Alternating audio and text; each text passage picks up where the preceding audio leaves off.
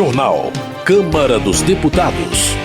Aprovada a Lei de Diretrizes Orçamentárias para o próximo ano. Deputados repudiam violência cometida por médico no Rio de Janeiro. Congresso faz um minuto de silêncio em homenagem à guarda municipal assassinado.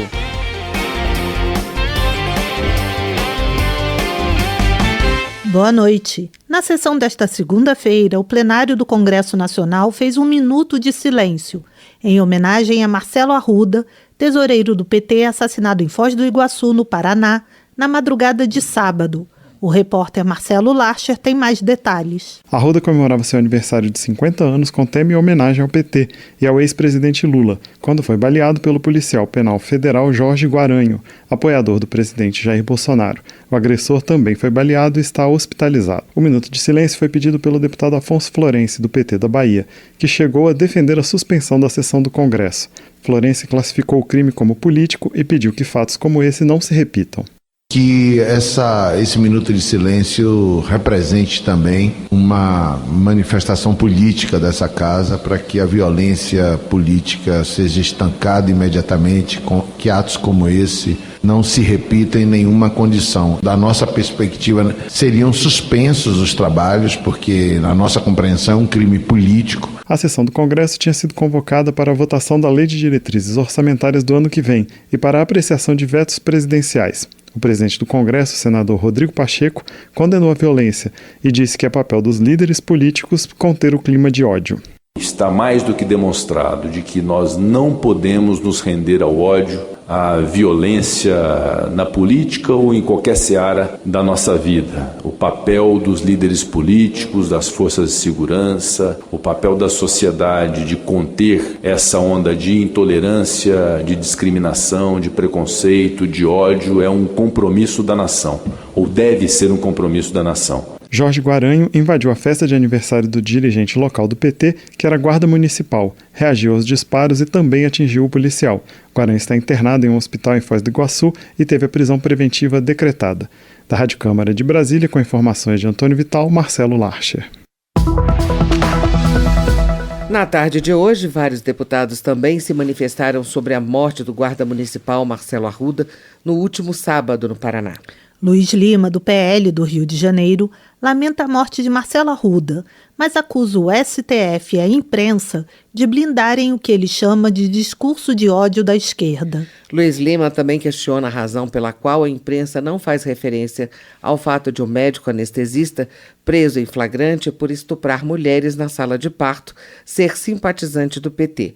Para ele, existem pessoas boas e ruins em ambos os lados, e essa discussão não deve comprometer a escolha dos eleitores nas próximas eleições. Ale Silva, do PL de Minas Gerais, repudia qualquer tipo de violência, mas afirma que a imprensa e alguns parlamentares escondem o fato de que o autor dos disparos que matou o tesoureiro do PT em Foz do Iguaçu foi antes injustamente provocado pela vítima. Ale Silva também se diz estarrecida com a notícia de que um médico estuprou uma mulher sob efeito de sedativos, enquanto ela dava à luz em um hospital do Rio de Janeiro. Para General Girão, do PL do Rio Grande do Norte, o país se vê dividido por uma nocividade ideológica. Com relação ao crime de Foz do Iguaçu, o parlamentar afirma que o assassino foi provocado, o que o levou a matar o guarda municipal. General Girão diz que o Brasil passa por um retrocesso civilizatório. O parlamentar cita artigo de jornal que fala sobre a possibilidade de ruína moral e institucional do país se a esquerda voltar a governar o Brasil. Célio Moura, do PT do Tocantins, afirma que fanatismo e terrorismo político não tem nada a ver com debate acalorado ou com a polarização política. O deputado repudia a violência e afirma a necessidade de que os debates sejam realizados de forma civilizada. Célio Moura cita ainda as mortes do capoeirista Moa do Catendê, em Salvador, do indigenista Bruno e do jornalista Dom Phillips. O parlamentar afirma que Marcelo Arruda representa a luta dos que querem um país melhor. Ongás, do PT do Rio Grande do Sul, presta solidariedade à família de Marcelo Arruda, que foi assassinado a tiros durante sua festa de aniversário em Foz do Iguaçu. O deputado lamenta que, além de tudo, o guarda municipal tenha sido executado na frente da esposa, dos amigos e dos filhos. Na avaliação de bom gás, Jorge Guaranho, que efetuou os disparos, premeditou o crime, pois teve tempo de discutir, voltar à sua casa, buscar a arma e matar Arruda. Segundo o deputado, o guarda municipal só atirou de volta para impedir uma chacina, uma vez que Guaranho havia prometido matar todos os participantes da festa. Maria do Rosário, do PT do Rio Grande do Sul, lamenta que um momento de celebração tenha se tornado uma tragédia no Paraná. A deputada registra sua solidariedade aos familiares de Marcelo Arruda. Maria do Rosário ressalta que, por ser um profissional da segurança pública, o atirador deveria estar protegendo os cidadãos ao invés de cometer um crime bárbaro. No entanto, a deputada acredita que o policial agiu instigado pelo clima de violência gerado no ambiente político do país. João Daniel, do PT de Sergipe, chama o assassinato do guarda municipal Marcelo Arruda de atentado da extrema-direita. O deputado também pede que o crime não fique impune e que a justiça faça cumprir a Constituição, acabando com todo tipo de perseguição política no país. João Daniel acredita que os apoiadores do atual governo são financiados pela indústria armamentista e que atos como o assassinato de Arruda representam o medo dessas pessoas com relação ao pleito que se aproxima. Carlos Zaratini, do PT de São Paulo, manifesta solidariedade aos amigos e familiares de Marcelo Arruda. De acordo com o deputado, esse crime é resultado da disseminação do ódio desde a campanha eleitoral de 2018. Carlos Zaratini acredita que Arruda foi mais uma vítima da violência política e pede que o poder público crie mecanismos que impeçam a instalação desse tipo de violência na sociedade. O parlamentar avalia que a redução da comercialização de armas de fogo é o primeiro passo para o combate à criminalidade. Paulão, do PT de Alagoas, considera justo o afastamento da delegada Yane Cardoso das investigações sobre o assassinato de Marcelo Arruda. Segundo o deputado, não se tratava de uma profissional isenta, uma vez que a juíza se manifestava politicamente em suas redes sociais. Paulão expressa seu orgulho em acompanhar a tramitação da proposta que constitucionaliza o direito dos enfermeiros ao piso salarial. Na visão do deputado, a proposta faz uma reparação de injustiças históricas contra a categoria. Charles Fernandes, do PSD da Bahia, manifesta apoio à proposta que garante a constitucionalidade dos pisos salariais dos profissionais da enfermagem. Segundo o deputado, a PEC é importante para dar dignidade a uma das categorias que mais trabalhou e se sacrificou durante a pandemia de Covid-19.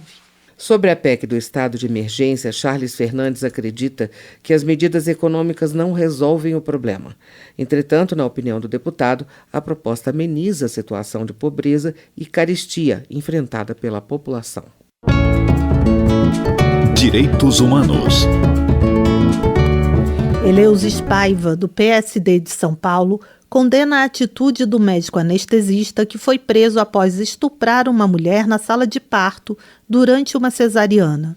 O deputado salienta que o médico jamais pode usar sua formação para praticar o mal ao ser humano, mesmo após sua morte. Eleusis Paiva parabeniza a equipe de saúde que filmou e denunciou o ato criminoso e impediu que ele continuasse cometendo crimes dessa natureza. O parlamentar espera que o Conselho Regional de Medicina do Rio de Janeiro exclua o registro profissional do médico. Benedita da Silva, do PT do Rio de Janeiro, lembra que foi vítima de estupro aos 7 anos de idade e afirma que o médico que violentou uma mulher sedada ultrapassou todos os limites da covardia. Para Benedita da Silva, a atitude do médico preso em flagrante por estupro agride a dignidade não só das pacientes abusadas, mas também dos familiares das vítimas. A parlamentar diz ainda que é preciso lutar de forma contínua contra a violência à mulher, que aumenta a cada dia. Desenvolvimento Regional. Valdenor Pereira, do PT, registra os 180 anos do Conselho Estadual de Educação da Bahia. O O deputado informa que o Conselho é o primeiro órgão representativo da sociedade na gestão democrática do sistema estadual de ensino. Valdenor Pereira assinala que personalidades ilustres, como o jurista Rui Barbosa e o educador Anísio Teixeira, foram membros do Conselho. O parlamentar cumprimenta toda a diretoria e ressalta que a Câmara fará uma sessão solene em homenagem ao órgão. Vicentinho, do PT, comunica que durante uma viagem ao interior de São Paulo teve a honra de visitar Ourinhos, cidade que já lhe deu o título de cidadão.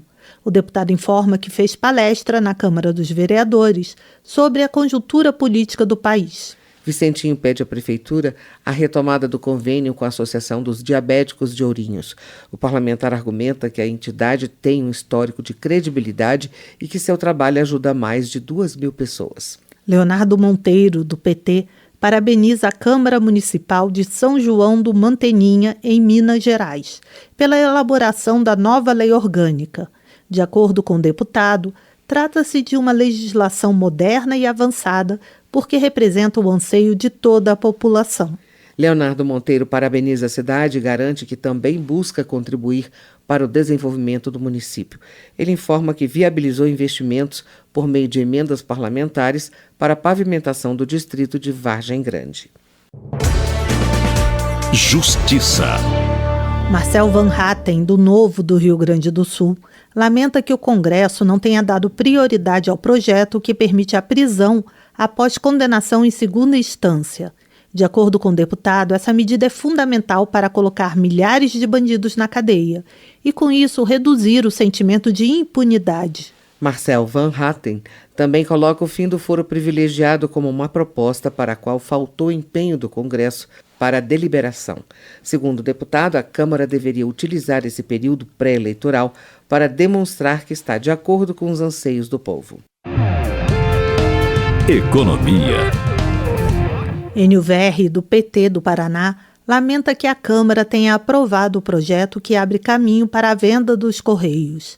O deputado afirma que os Correios exercem papel estratégico para a sociedade e, por isso, não podem ser privatizados. Enio Verri lembra que até mesmo os Estados Unidos, considerado o berço do capitalismo, preservaram sua empresa de serviços postais sob o comando estatal.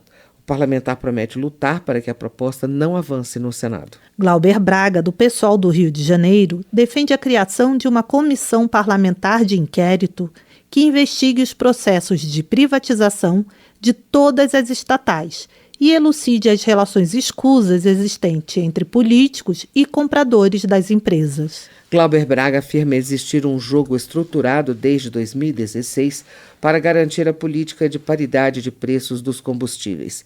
Ele sustenta que, além de substituir o presidente da Petrobras, é necessário mostrar quem são os articuladores do desmonte da empresa. José Ayrton Félix Cirilo, do PT do Ceará, expressa sua tristeza pelo fato de haver mais de 23 milhões de brasileiros famintos, num país que havia se tornado referência mundial no combate à fome. Ele relembra que a oposição lutou pelo auxílio emergencial de R$ 600, reduzido a R$ 400 pelo governo. José Ayrton Félix Cirilo saúda os moradores das regiões de Cacimba Funda, Mata Fresca, Tanque do Lima, Cajazeiras e dos assentamentos de Campos Verdes e Redonda. O parlamentar reafirma seu compromisso em auxiliar na legalização fundiária dos assentamentos. Política. Joyce Hasselmann, do PSDB de São Paulo, questiona os parlamentares se vale a pena colocar em risco a economia do país em nome da PEC dos benefícios sociais. A deputada argumenta que a medida derrama dinheiro público em ano de eleição, como uma tentativa de usar a pobreza para interferir no resultado das eleições. Joyce Hasselmann alerta que a medida pode aumentar a inflação e prejudicar ainda mais a população mais vulnerável. Na visão da deputada, se aprovada a PEC, venderá um sonho dourado para a população e entregará um pesadelo em 2023. Dr. Agripino Magalhães, do União do Ceará, lamenta o abuso do poder econômico e poder político e o conluio das autoridades constituídas com o crime organizado e com facções para controlar o resultado de eleições. Dr. Agripino Magalhães também critica a realização da CPI sobre a pandemia no Senado Federal.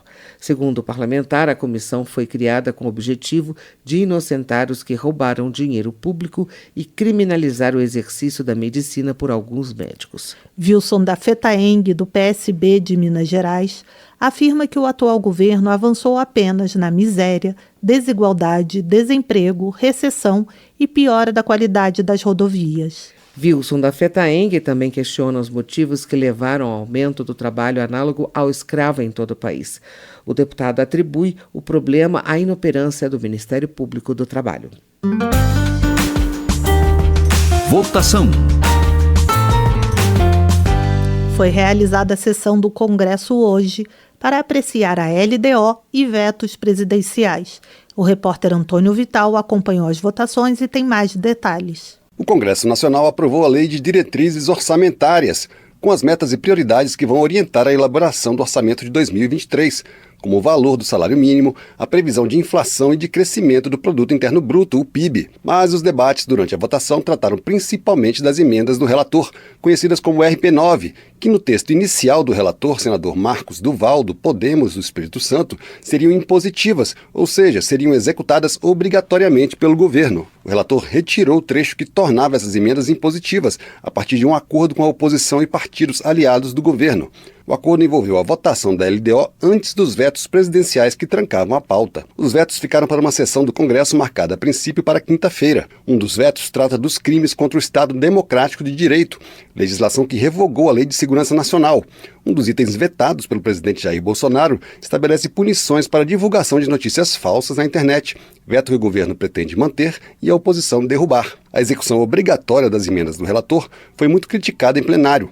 Deputados de vários partidos, e não apenas da oposição, apontaram falta de transparência e de critérios objetivos na distribuição de recursos orçamentários por meio desse tipo de emenda. Segundo a deputada Adriana Ventura, do Novo de São Paulo, 200 parlamentares, entre deputados e senadores, não revelaram os valores e a destinação de emendas que distribuíram dessa maneira. Ela disse ainda ser possível saber a destinação de menos da metade dos recursos. O que causa mais estranheza é que a gente está falando, no período de 2 anos, 20 e 21, de 36 bilhões de reais. 36 bilhões. E somando as planilhas das respostas, a gente só chega a 10, 11 bilhões.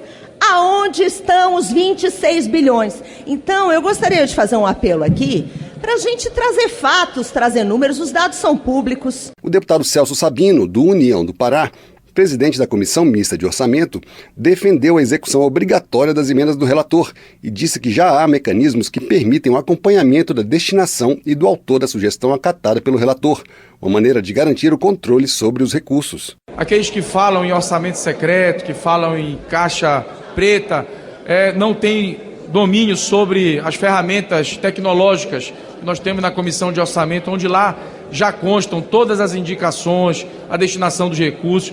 Define que obrigatoriamente na transparência prevista na LDO contemplará o nome do parlamentar que indicou, ainda que a indicação seja feita por um ente público ou por alguma organização da sociedade civil. A LDO prevê para o ano que vem salário mínimo no valor de R$ 1.294, o que não representa aumento real e apenas corrige o valor atual pelo INPC. Esse valor, porém, terá que ser ainda confirmado pelo governo até o fim do ano, por meio de uma lei específica. A oposição tentou sem sucesso elevar esse valor.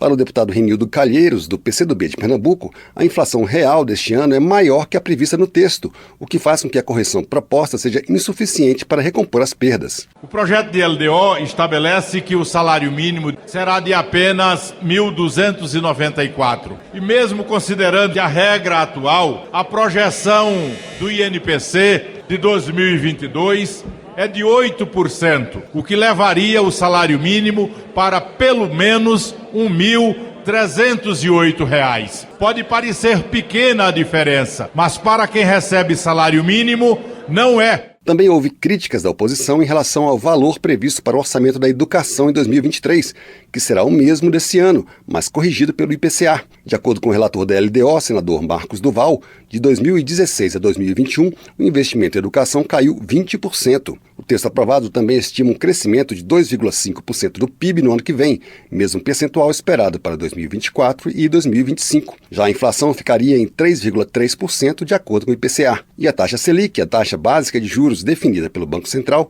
está prevista em 10%, enquanto o déficit das contas públicas deve ficar em quase 60 bilhões de reais.